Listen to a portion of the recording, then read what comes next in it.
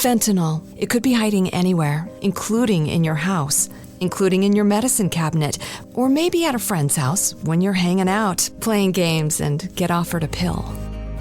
Don't take chances. If a drug didn't come from a pharmacy directly to you, you can find fentanyl using a simple strip you can pick up at your local pharmacy.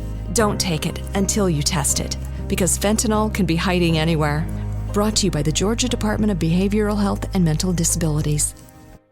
Did you know that parents rank financial literacy as the #1 most difficult life skill to teach? Meet Greenlight, the debit card and money app for families. With Greenlight, you can send money to kids quickly, set up chores, automate allowance, and keep an eye on your kids' spending with real-time notifications. Kids learn to earn, save, and spend wisely, and parents can rest easy knowing their kids are learning about money with guardrails in place. Try Greenlight risk-free today at greenlight.com/audio. If you're a facilities manager at a university, you know students rely on the cafeteria for breakfast, lunch, dinner, and the occasional late-night snack. So when a dishwasher breaks down and dirty plates pile up, the mess hall can turn messy in the blink of an eye. Enter Grainger. With over 1 million industrial-grade products and fast delivery, the product you need now is never far away. So you can turn that dishwasher back into a lean, clean washing machine. Call, click Grainger.com, or just stop by. Grainger, for the ones who get it done. It's the Opperman Report. And now, here is investigator Ed Opperman. Okay, welcome to the Opperman Report. I'm your host, private investigator Ed Opperman. You can find me at Opperman Investigations and Digital Forensic Consulting if you go to my website. If you go to, just email me directly at oppermaninvestigations@gmail.com. Very excited today. We have our friend here. Last time he was on the show, he's facing charges. Barrett Brown, he's back he's with his book, My Glorious Defeats, Hacktivist, Narcissist, Anonymous, a memoir. Book is only out for 8 days. The ink is not even dry yet. Now, if you want to meet Barrett Brown in person, September 16th, you got to go to London, England. Okay, it's a little bit of a hike for some people, but you can go there, right? And it's called the Frontline Club in London at 13th Norfolk Place in Paddington. Mr. Barrett Brown, are you there? Absolutely. Thanks for having me. Hey, thank you so much for coming back, man. So let's start with this. What happened last time you were on the show? You had all kind of charges going on. It seems like you're free now.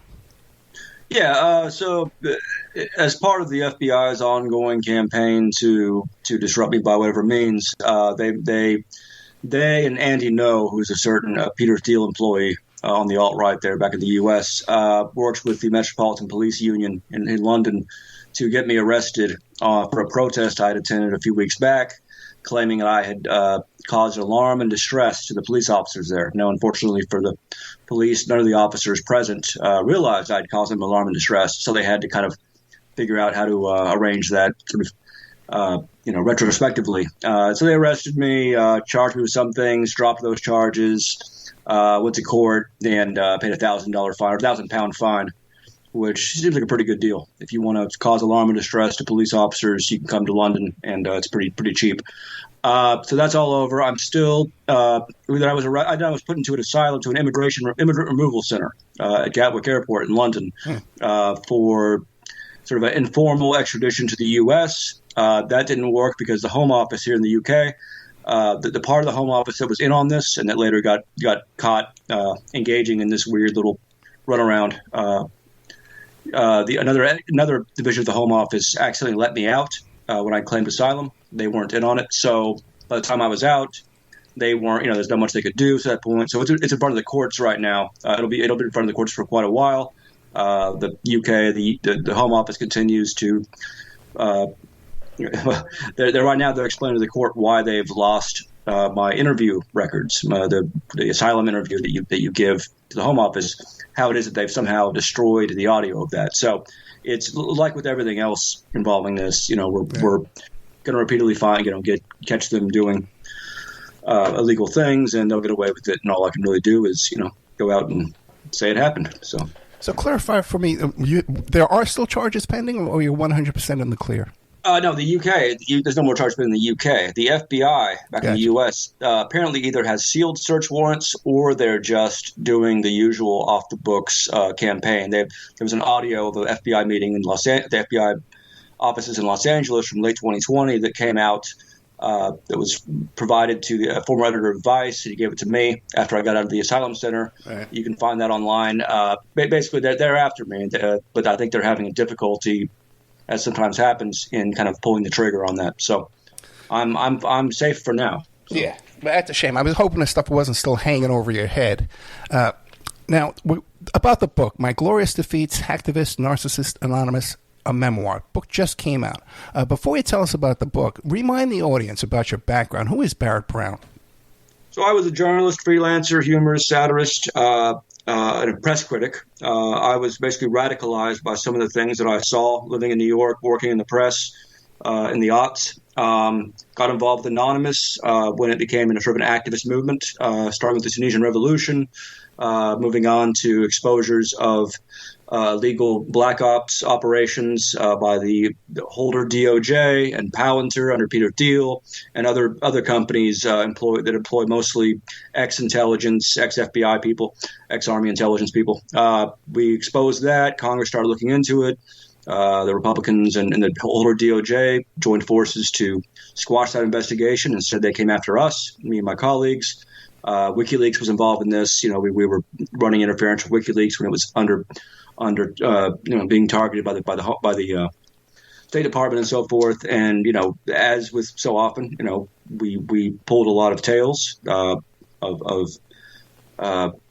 organizations, entities like Booz Allen Hamilton, the CIA, that are pretty sociopathic in outlook and nature, and so we kind of had this running battle where we're putting out things and they're putting out disinformation in response and blah, blah. And a lot of us went to prison, including me. Then I got out and went back to doing the same thing. And that hopefully explains why I keep getting arrested and pursued by, strange ex-military people over and over again.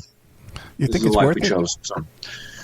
To me, it is, for two reasons. Number one, I believe in civic virtue. I believe in civic duty. I come from a family that, for 150 years has been very dedicated to the idea that we owe something to the nation that we are grow up in.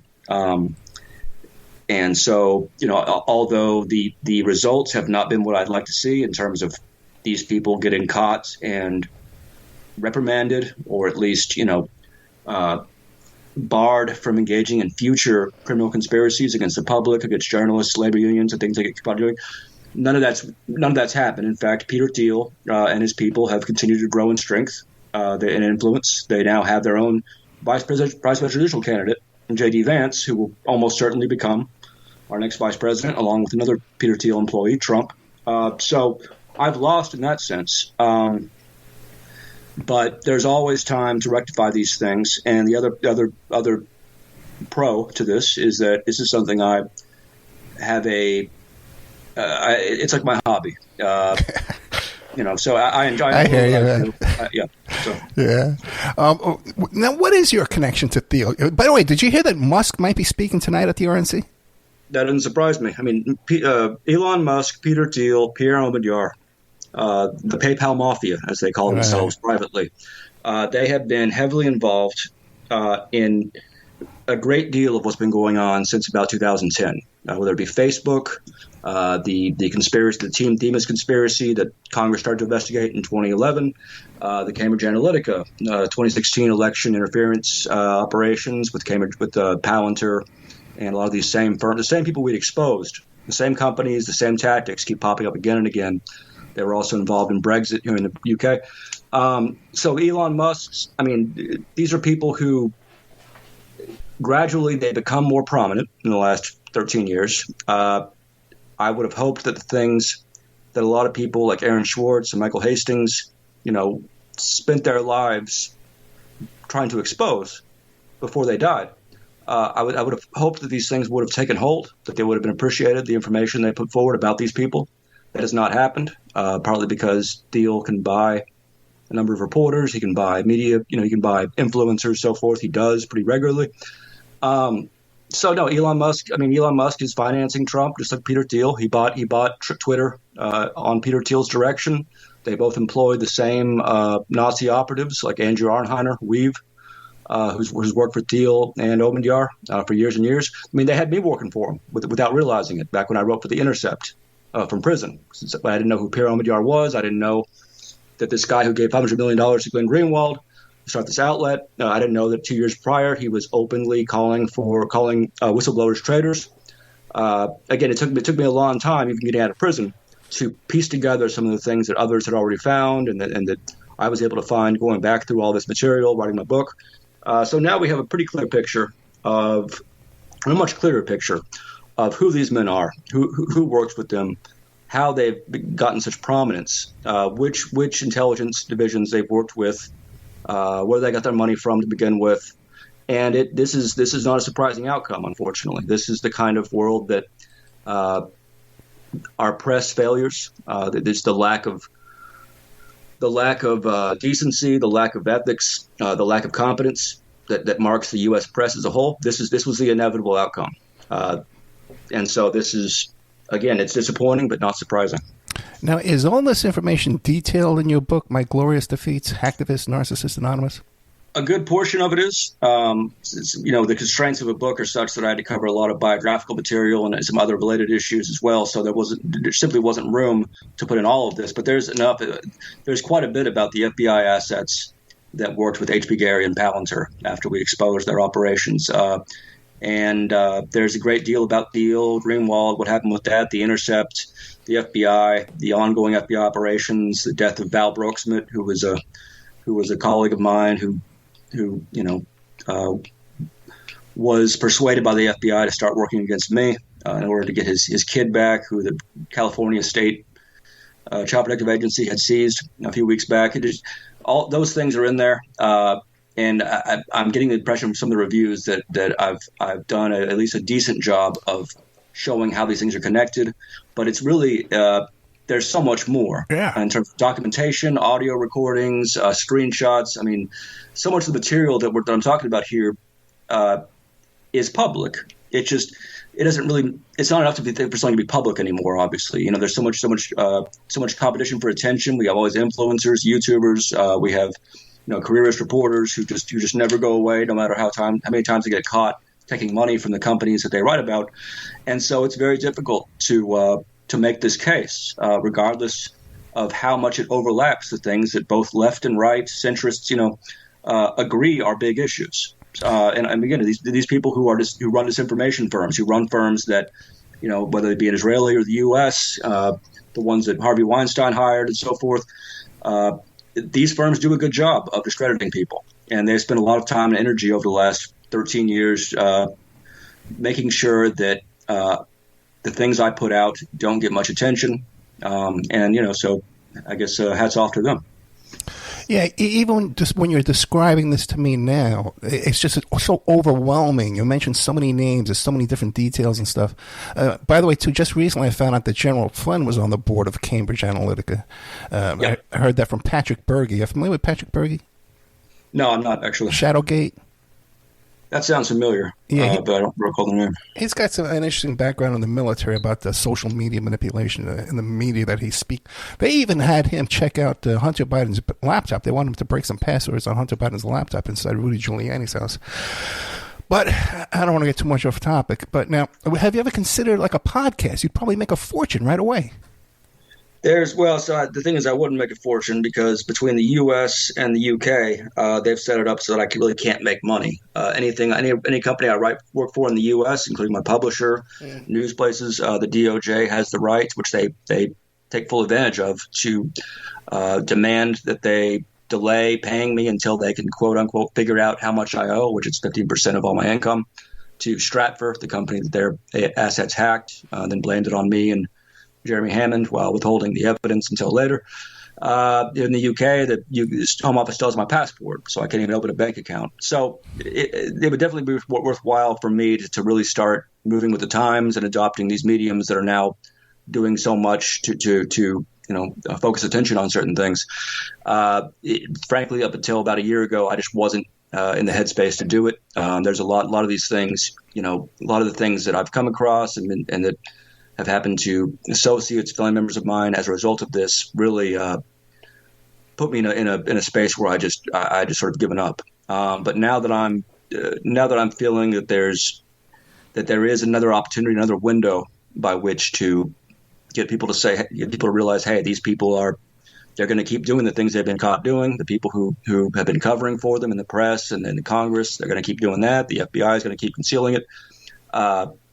So that's something that going forward I absolutely will consider. I haven't because got a lot on your mind, bro. Okay. Yeah, I mean, my projects get infiltrated pretty regularly, and you know a little bit about this. I know. Yeah. It's very difficult when that happens. Even when you have lots of documentation and the assets are bragging about it to each other, and that's getting leaked, and you control that. It's very hard to get the average sort of careerist New York media person to take that seriously, especially because so many of them have been in some ways contaminated, as it were, by some of these same assets who as a tactical necessity, they work with reporters. They try to ingratiate themselves with reporters. By the time the reporter realizes, hey, something's off here, they don't want to admit that they've been conned. That's a big part of what we're up against in terms of, it's not enough to leak things. It's not enough for hackers to go in and take a bunch of emails from the NSA or FBI or Palantir or Boozell and Hamilton. You have to somehow get it to the public at a time in our history where the public really, quite frankly, cannot be depended upon to pay attention, and with the press is even worse. So, again, going forward, now that Thiel is more public, now that J.D. Vance's pick as VP has in the last couple of days brought a lot of reporters to refocus on this. I mean, the ones who aren't contaminated, the ones who aren't themselves culpable. There may be a possibility of bringing this to light, but again, our institutions are not going to pursue this. I'm waiting, quite frankly, until a period in which the idea that we can just sit around and wait and Congress and the press will figure this all out for us. I'm waiting for that illusion to end so that some real action can be taken as it was taken in 1940 against a fascist, a self-described fascist enterprise. Why don't you describe to us your connection to Thiel, why Thiel is such a bad guy, and how you can prove to us that he owns J.D. Vance? So, number one, J.D. Vance works at Mithril Capital, Thiel's venture capital. Fentanyl. It could be hiding anywhere, including in your house, including in your medicine cabinet, or maybe at a friend's house when you're hanging out, playing games, and get offered a pill. Don't take chances. If a drug didn't come from a pharmacy directly to you, you can find fentanyl using a simple strip you can pick up at your local pharmacy. Don't take it until you test it, because fentanyl can be hiding anywhere. Brought to you by the Georgia Department of Behavioral Health and Mental Disabilities. If you're a maintenance supervisor for a commercial property, you've had to deal with everything from leaky faucets to flickering light bulbs. But nothing's worse than that ancient boiler that's lived in the building since the day it was built, 50 years ago. It's enough to make anyone lose their cool. That's where Grainger comes in. With industrial-grade products and dependable fast delivery, Grainger can help with any challenge. From worn-out components to everyday necessities. Call, click Grainger.com, or just stop by. Grainger, for the ones who get it done. Firm. That's one of the several things that are the easiest way to point to the connection. There's much more than that. As for Thiel, I learned about Thiel back in 2011. A former Navy intelligence guy who ran one of these terrible intel contracting firms that do disinfo and black ops, generally crimes on behalf of the government or corporate clients. They had been spying on us during our assistance to the Democratic revolution in Tunisia, where we were working with Tunisians and so forth who were quite vulnerable to police efforts, to U.S. military efforts. So he was in there spying on us and working to disrupt things and using that to impress his clients and the FBI. He went to Joseph Min, a reporter who's now the Washington Post's major intelligence reporter, who's been working with H.B. Gary on the sly since before that, since 2010. Joseph Min put out an article saying, this guy he's infiltrated Anonymous. He knows their quote unquote leadership, blah, blah, blah. A couple of our hackers went in the next day, went to his company, took his servers, took all of his emails. And that's how we came across what's called Team Themis, this conspiracy by this same company, H.B. Gary and Palantir, which led this operation, and a few others, including Barrett, whose chief engineer is now a Democratic congressman, Pat Ryan. We've discovered this plot that, as I said, Congress ended up investigating. It's a plot where they were going to spy on the children of their targets, of their corporate targets, labor union leaders, reporters, journalists, WikiLeaks, anyone involved in the whistleblowing or transparency movement was fair game. Those people, none of them went to jail. Even the one guy they fired at Palantir, the one guy that they put on leave, Matthew Steckman, who was heavily involved in this, they just waited 3 months until all the press was done with it, and then they promoted him. And now he's a big part of another company under Thiel, Endural, which does drones. So Thiel, since then, has shown up in pretty much every major, all of the sort of the little events that have kind of popped up and kind of got some attention and then been forgotten about. He's been involved in quite a few of them, either himself very directly or via people that work for him directly. Andy Ngo, Joe Rogan, people on both the right and the left of all aspects have at different times been either knowingly or unknowingly working for media outlets and other companies that Thiel has set up. Thiel got his early money from InQtel, the CIA's official investment arm, as did Facebook, which Thiel was on the board of until a few years ago.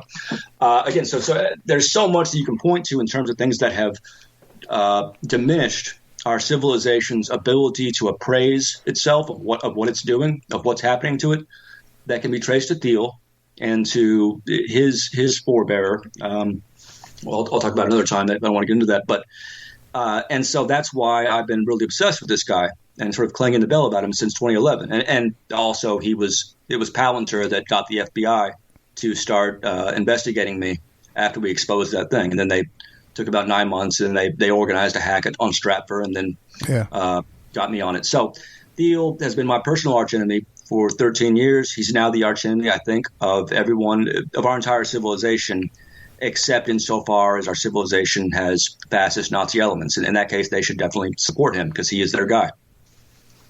And you mentioned that they're doing surveillance on people's kids?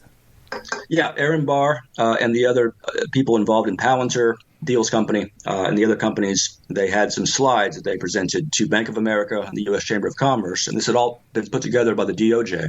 And this came out in the New York Times and every other outlet after we put it out back then. Among Aaron Barr, the things that Aaron Barr did to show his employers what he could do was to do surveillance on the children of some labor leaders, showing where they went to school and so forth. And then he explicitly talked about finding dirt on them to gain leverage over the main targets. This was the thing I was talking about in this video I made later on after the FBI threatened my mom. When I explained, here's what the FBI is doing to us, I'm going to do it back to them, and I'll see if it's illegal when I do it. And of course it was, because they raided me that same night. So, again, there's only so many lessons you can try to put out there. There's only so many documents and speeches you can give, books you can write, articles you can get people to write. Ultimately, I think in the next few years, this nascent civil war, this budding civil war, will sort of come to fruition. And I think that's the only point at which those of us who have been kicked down the road over and over again will have a real chance to put an end to this criminal conspiracy, this ongoing criminal conspiracy that the Democrats and Republicans alike have both participated in and covered for over the years. So you're predicting an actual ground battle? I think not infantry battles, not in that kind of sense. It'll be a very postmodern civil war, and it'll start slowly, and it'll be like a frog boiling kind of thing where we don't know we're in it till we're in it. But I think the arguments have been made by people other than me over the last 5 years in the Atlantic and New York Times, all the major mainstays of the press. They've been saying we're in a civil war. Now they're using that. They're doing that because it's fun. It's a fun way to sell a feature article. Say we're in a civil war already. So I don't agree with them that we're there yet. That we're there yet. But I think we will be, barring some kind of miracle by the sort of centrist, Beltway people. If they're able to somehow recover their influence and their whatever illusion of moral fiber they have, we can go back to the previous situation where we were all everybody was kind of friends, and Americans were all friends, and we kill people outside the country all the time. That's no problem, but we don't kill each other. And that'll be, I guess, fine. It would be an easier place if your kids are being raised in the U.S., that'll be better for you. But that's not going to happen. We're going into the same situation that we put so many other nations in over the last 70 years. And that's sad because not everyone's responsible for this. People responsible are few and I think deranged. But I hate to say it, but I see the same thing. I'm very pessimistic. Anyway, I hate to keep bringing up Patrick Burgess since you're not familiar with him, and I don't want to imply any kind of association between the two. I would certainly want to check out his stuff. It sounds like someone. Yeah, I think you got to get on great. He testified before the January 6th committee too. But I asked him last time he was on the show because he talks about General Flynn having all this blackmail dirt on representatives and electors and delegates, everybody. And the last time I asked him, I said, well, what about the jurors on these trials that Trump is on? Do you think they're using – what do you think? What does a Barrett Brown think? Do they have dirt on the jurors and the judges and the DAs? I mean, so I can say and demonstrate for a fact that these people, these companies, these individual parties absolutely have dirt on a number of people. They obtain that by different methods, some of which are kind of traditional methods of the intelligence community, some of which are more novel. I would also say that I don't think there's anyone. If you go to the New York Times and say, "Hey, sometimes the mafia is able to identify jurors," and then they go and threaten them to avoid convictions, they would say, "Yeah, no problem. I've seen that in movies." Blah blah. You say the same thing about a statesman. You say the same thing about someone who's suing the CIA or Epstein. The tendency is to be, that's a conspiracy theory. And that's across the ideological board, that idea. There's been a real infantilization of the adult American's ability to contend with pretty mundane, pretty historically grounded things that happen all the time, and to accept that these are things that are happening as well in our society where the stakes are so high and where so many people, so many sociopaths get away with so much. That's been being a major factor in why these things that you're discussing with that fellow, which should absolutely be a major focus of conversation, that's why you won't see it, raised in most major outlets. That's the chief reason. There's very little that has to be done in terms of bad actors. Epstein, the companies he and what's his name, the producer in L.A. hired, to go after their victims, keep them quiet. There's so much. There's so much of what they do in these high-stakes situations here and there where we can catch them. So much of it is unnecessary because there's so much self-censorship among the kind of people who go to Columbia and study journalism and then they start working in New York and blah blah. They're just, and that's the big barrier we're up against. We're very rarely up against the police or the FBI. I mean, I am quite a bit, but really what we're up against is careerism, incompetence, cowardice. The whole peer pressure kind of environments whereby if you get called a conspiracy theorist and you have a career at the New Yorker or whatever, that's bad for you. And so people are very adverse to investigating, even giving a cursory examination of things that have not only happened before and been documented and admitted to, but have happened recently and been documented and admitted to. And that's the thing that scared me most the last 15 years. Is the inability and the unwillingness to accept that we conspire as human beings. Middle school girls conspire, bankers conspire, gang members conspire, soccer wives conspire. It is one of the things we do as a species. But somehow, for some reason, insensibly, we have gotten to this point where the idea of these same conspiracies occurring among people who have the most reason to do so, the greatest motives to do so, the most capabilities to do so, and who get caught doing so, that it's just somehow untoward or unseemly to pursue those investigations. That's what has allowed the U.S. to get to the state it's at now. Yeah, and especially when these oligarchs, and these billionaires, they have such perversions and such addictions and such low morals. Of course, they would be doing everything they could if they have these tools at their disposal. Now, when you were speaking about a press, you released a bunch of descriptions about the press. What do you make of Glenn Greenwald? Because you mentioned him before. What do you make of him and Reality Winner and all that? So Reality Winner was doing exactly what she. I mean, to the best I can determine, and we should always be we have to always be sort of agnostic on these issues because But to the best I can determine, Reality Winner did exactly what she claimed to set out to do, to put out documents that she believed were indicative Trump and Russia collusion. Glenn Greenwald, on the other hand, as I think I mentioned before, he has been an employee of Peter Thiel. He's officially been an employee for about 4 years now, since Peter Thiel started Rumble, and Greenwald was involved in that. Unofficially, he's been working with Thiel and for Thiel since at least, I would say, March 2011, about a month after Palantir was caught targeting Glenn Greenwald. That was when Alex Karp, the president of Palantir, reached out to Greenwald, apologized, and as they tried to do with me and others, sometimes successfully, they were able to make a case to Greenwald that he should let bygones be bygones and work with them because they had so much in common. And they did, quite frankly. So Greenwald started hanging out with Andrew Arnheiner, Weave, the Nazi who runs a Nazi network. And they both, and Weave and his lawyer, Tor Ekelund, another person who came to visit me in prison and tried to offer me money back when I was facing charges, they went to work for Clearview AI, Peter Thiel's facial recognition firm. There's Stanley Cohen, there's another lawyer who used to represent activists. I brought him in along with the National Lawyers Guild to represent the PayPal 14. He turned out to be the snitch equivalent of a mob lawyer.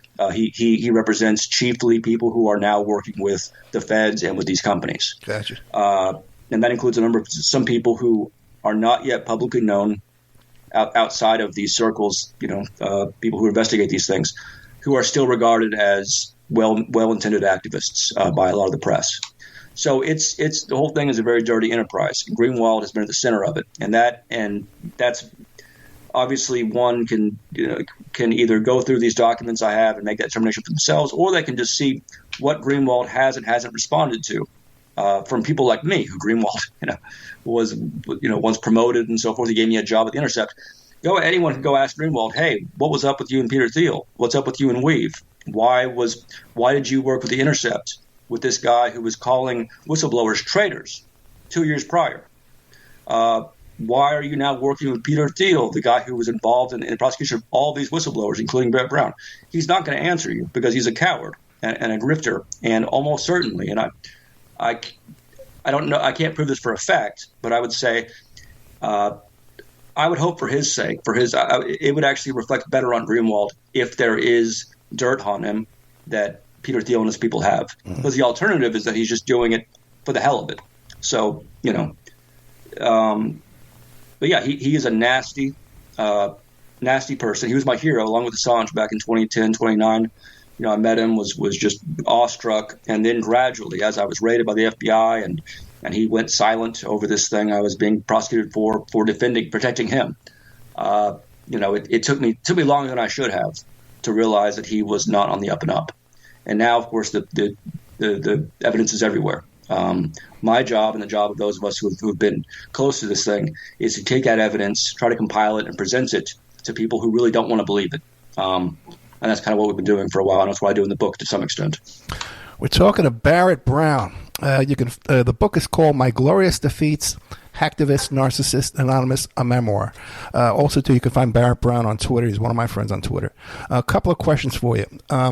What's the best way to buy this book? From your website that you have linked on your Twitter or from Amazon?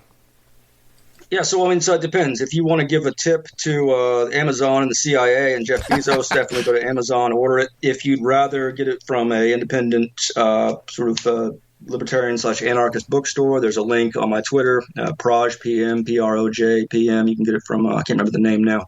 You can buy it from there. You can buy it from a number of places. I don't buy a lot of books these days, so I don't have no idea. But that, you got a lot of options. And the ebook's available. I narrated the ebook. That was fun. So the link on your Twitter is firestorm.coop. That's it. Yeah, it's a cooperative bookstore. Now, but what if people just want to support your work? They want to send you a donation. Do you have like a Bitcoin kind of thing? You must know how to do that stuff, right? So I would caution against that simply because the DOJ was, eventually sued for having illegally identified all of my anonymous donors to my legal aid back in 2013. If you want to support me, take the things that I'm putting out, go look at my articles about the FBI, about Val Broeksman and his death, and share them with someone who's competent enough and who has sufficient just virtue as a human being to recognize these things as a problem and act on them. That's all I ask. I've already got all the money from the book. I'm going to get, they pay you in advance, then you get royalties later on when that advance is paid off. I don't know if I'll live that long. I don't want anyone, no one needs to buy the book necessarily. Just take this information and please just run with it. I would just say that, and this is something that the book doesn't go into as much as I would have if I had had more time, and if some of this information hadn't come out towards the end of the writing process. But the things that have been done to the people who have deserved it the least, who have done, I think, the most for us as a society, Aaron Schwartz, Michael Hastings, the things that have been done to them during their lives and the things that have been done to suppress their work and discredit them after their deaths is of such a character that I'm still kind of getting over having learned about it. And there's so much in terms of interviews I've given and articles you can find. Just look my name up at Barrett Brown, Aaron Schwartz, Barrett Brown, Michael Hastings. You'll find some things that, in a more ideal world would be very public already. So that's what people can do if they want to assist with this. You mentioned before Trump and Russia collusion. What is your take on that?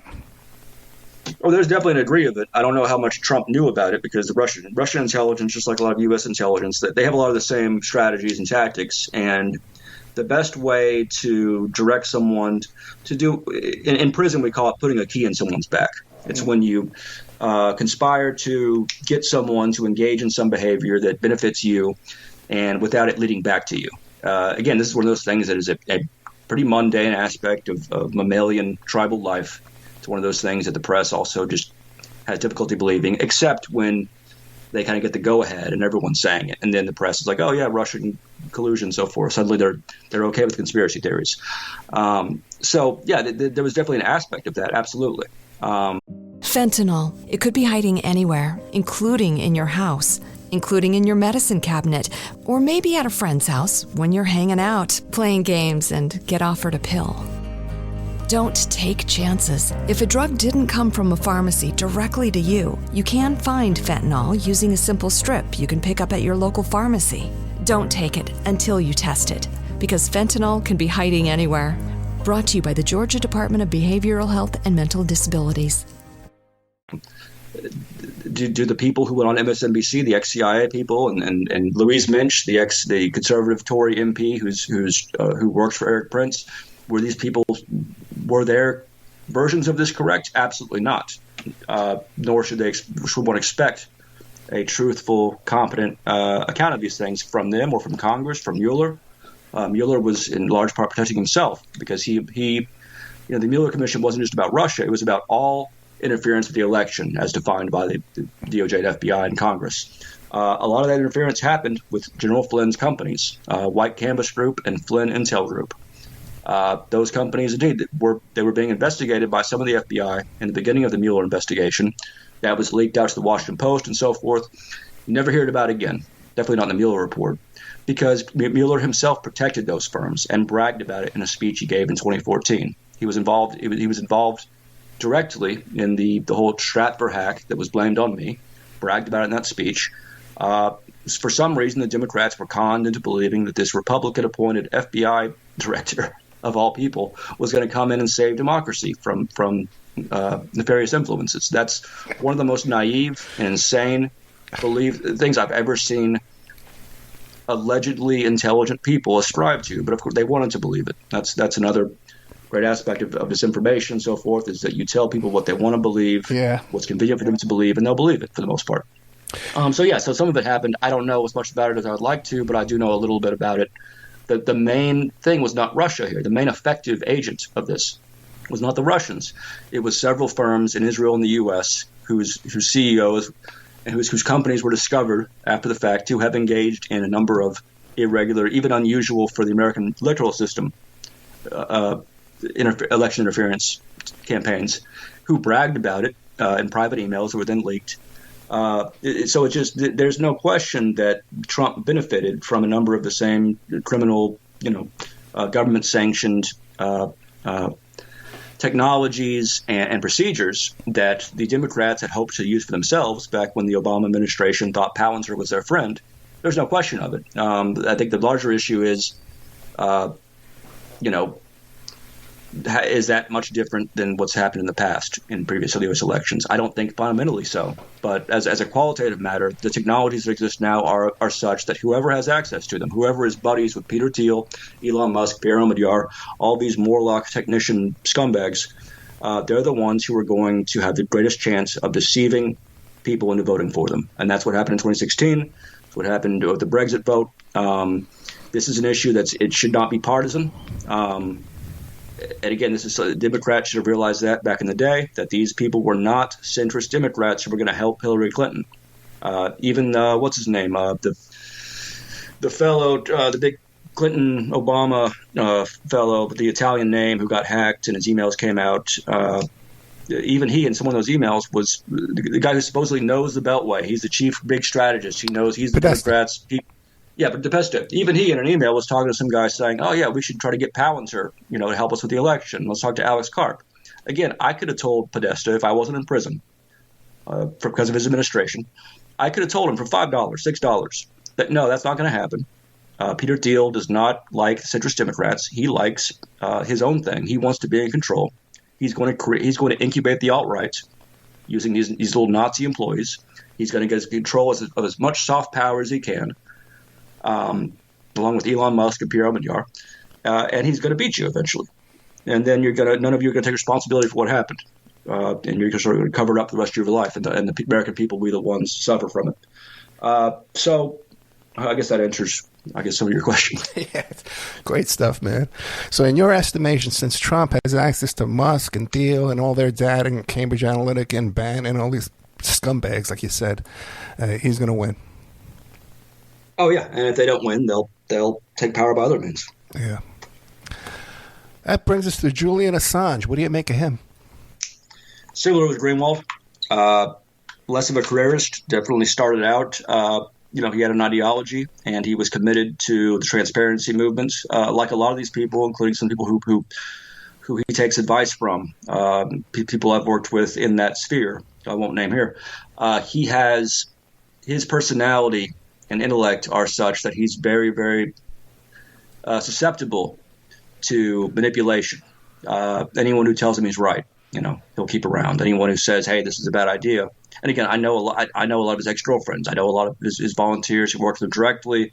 I was one of the people who, along with Jeremy Hammond, who went to prison over our efforts to provide him with Stratfor emails that could have, properly handled, could have kept us all from a lot of pain. I've seen him at his best and worst. He is someone who was not cut out he was someone who would have been a great system administrator, who the WikiLeaks was a great idea.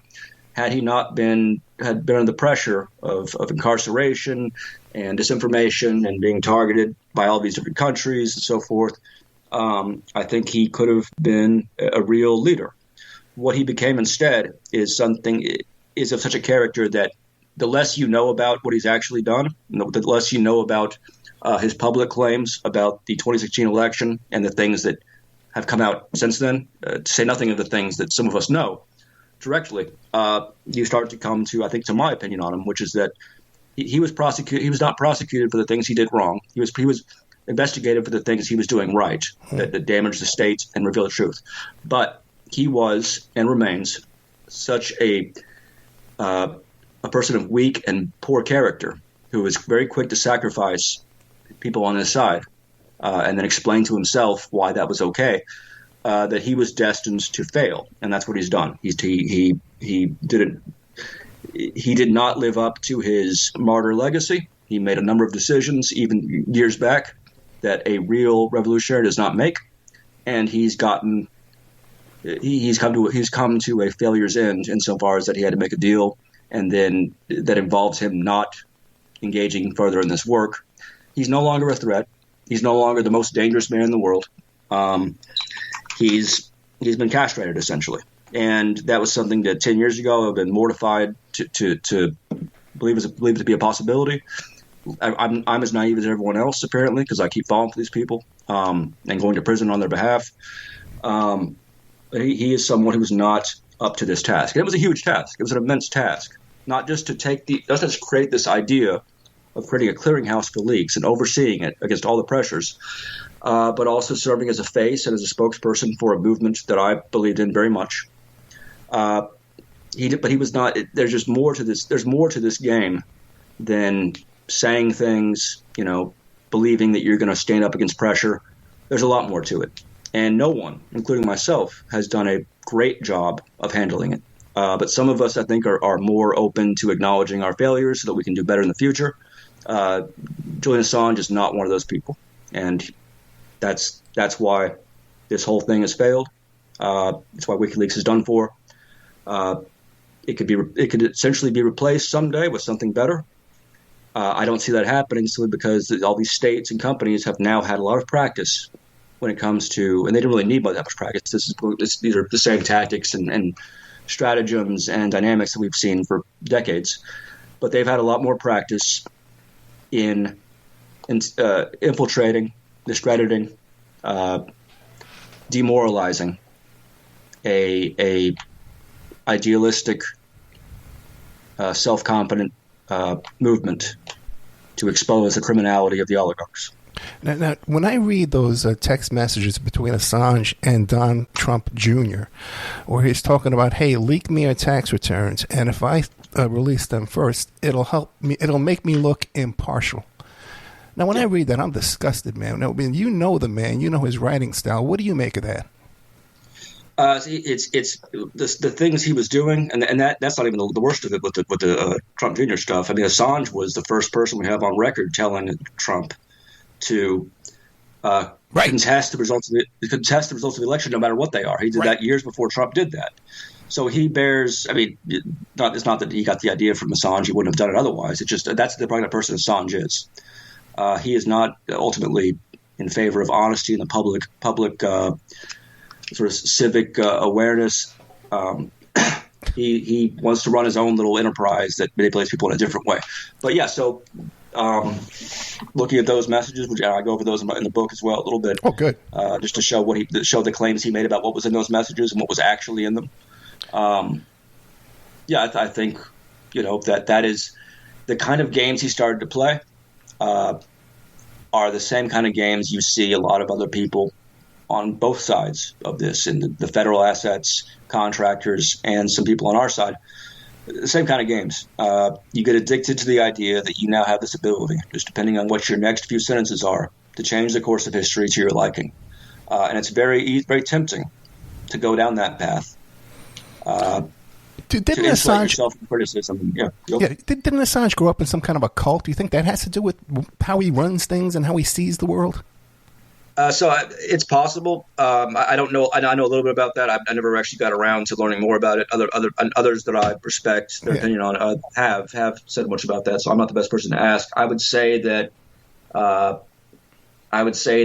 he is very, even aside from the cult stuff, I would say he is similar in outlook, attitude, and capabilities to many of the other computer programmers I've met.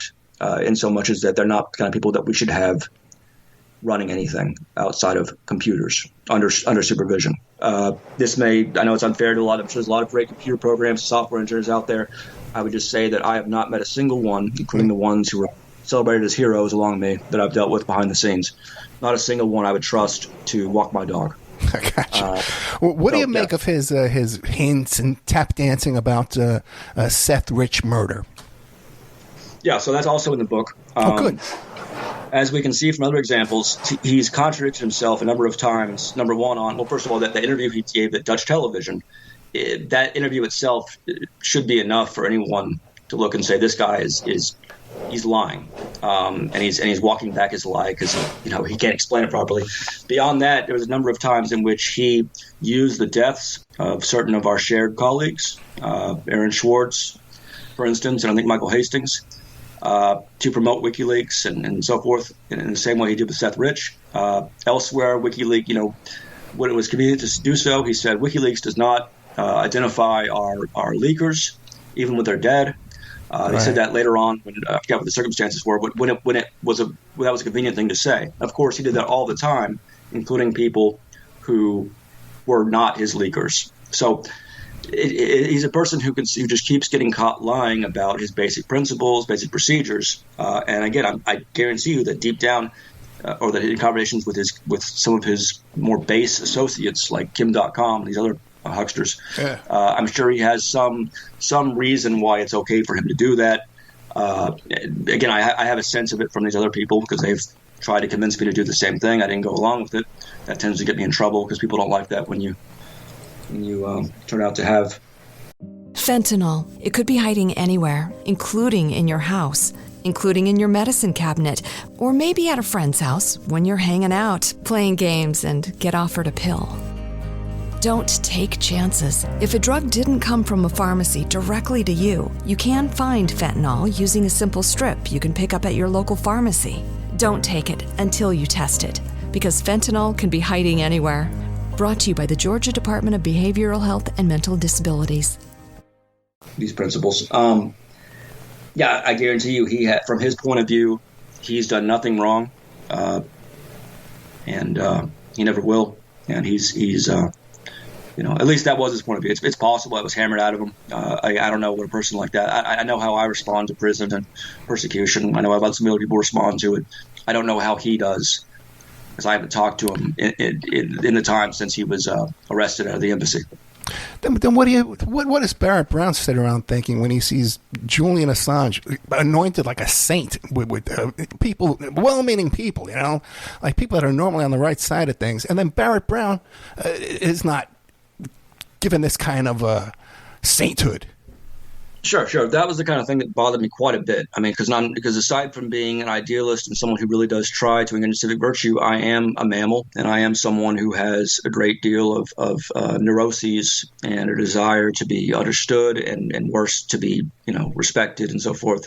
So it was difficult, and at the same time, I had a more noble impulse to try to make public these aspects of him and all these issues that were important and needed to be understood. What I gradually came to realize was that it's very difficult to do that in an effective way. The reason my columns from prison were so successful was because I was legally barred from talking about my case. And so I had no choice but to be charming and funny and write about other things in a way that did much more for my ability in the future to focus on things and to protect myself from claims that I'm not a journalist, I'm a hacker or whatever. So I'm now okay with it. It no longer bothers me as much as it did. Obviously, seeing Peter Thiel and Elon Musk rise and be called geniuses for that long period by the press was very difficult. It's one of the reasons I just couldn't get off drugs and drinking until very recently. It was very difficult, especially when Kevin Gallagher and other associates of mine kept dying after, oftentimes in circumstances where they were being pursued openly by some of these same FBI assets. But I've gradually come to accept that I can't control everything, and that all I can really do is keep my own little quarter clean, as Orwell once put it. Try to engage honestly and openly and diligently. Beyond that, having said that, these are the contrast and the reason these contrasts occur, the very different receptions and the dynamics behind these things, the NGOs like Freedom of the Press Foundation and the Courage Foundation, the people who staff those groups, who are board members there, the things they do and don't do, it is disgusting, especially in the context. And there are still things that I do intend going forward, especially when I do this talk at Frontline on the 16th of September. I do plan on having one more try at explaining why these aren't just problems that I face, that I'm the victim of, that the real victims is the public. I don't know how it'll go, but I can't. Obviously, I can't just give up on it. Yeah. I've got a duty. Frontlineclub.com. It's on 13th Norfolk Place in Paddington, London, on September 16th. Okay, you can go there in person. Otherwise, we're talking to Barrett Brown. The book is called, once again, My Glorious Defeats, Hacktivist, Narcissist, Anonymous, a Memoir.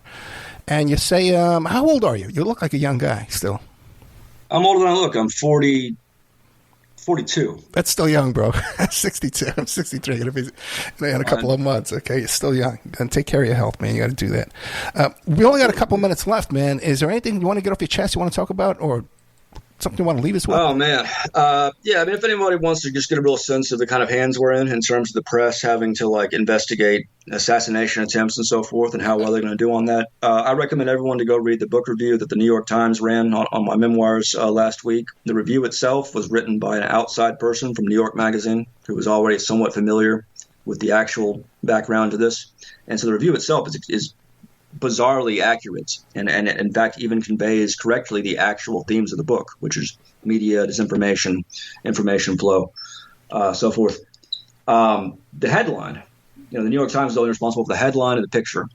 The headline, so the review notes that I'm not a hacker, can't code, I've never been a hacker, look down on hackers, I've always been a journalist, et cetera, et cetera. There are all these Reporters Without Borders, all these organizations have always called me a journalist. I've written for every fucking outlet. I almost got out through the whole thing without cursing. Every outlet there is. And the headline that the New York Times wrote says, this hacker's story is something, something, something. So even when the New York Times commissions someone that they trust to write a review of a book about the last 15 years and the behind-the-scenes stuff involving Trump and fascism and the FBI and the police state, and then they read the article, they are unable, even then, even in those most felicitous of circumstances, to write an accurate headline that does not directly contradicts the main point of the article. So that's something to keep in mind, because regardless of, even if one isn't as vitriolic against the press as I am after 20 years of working within it and seeing it up close, we all, everyone including me, does tend to automatically put credence in articles we read. I mean, unless we have some reason not to, we generally tend to think that the articles will be accurate, that even mundane facts are going to be accurate. And it's just not the case.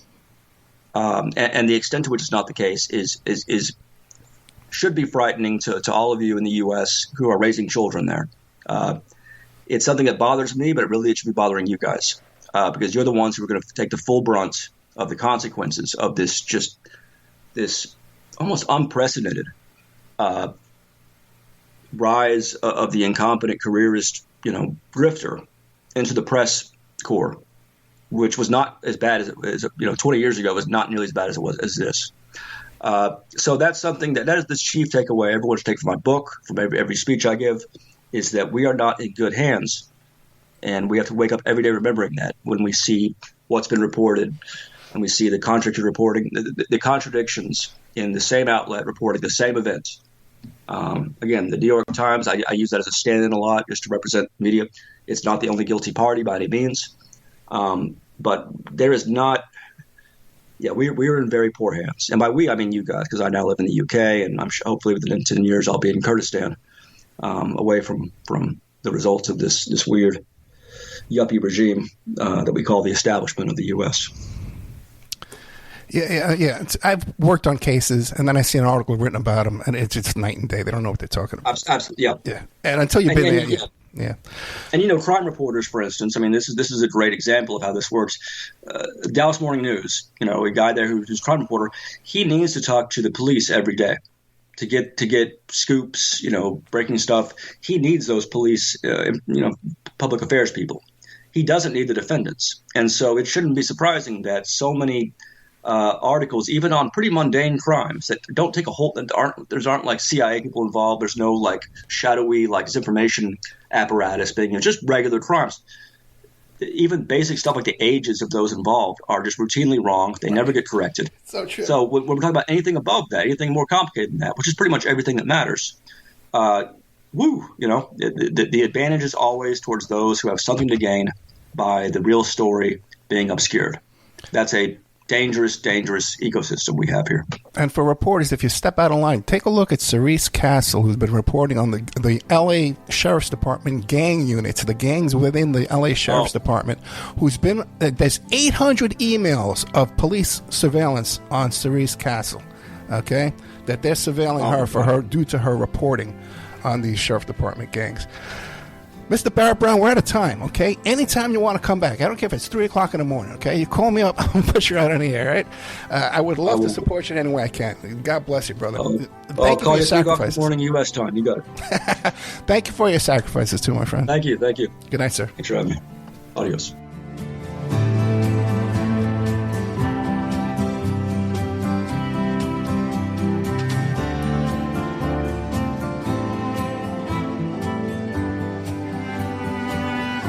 Fentanyl. It could be hiding anywhere, including in your house, including in your medicine cabinet, or maybe at a friend's house when you're hanging out, playing games, and get offered a pill. Don't take chances. If a drug didn't come from a pharmacy directly to you, you can find fentanyl using a simple strip you can pick up at your local pharmacy. Don't take it until you test it, because fentanyl can be hiding anywhere. Brought to you by the Georgia Department of Behavioral Health and Mental Disabilities.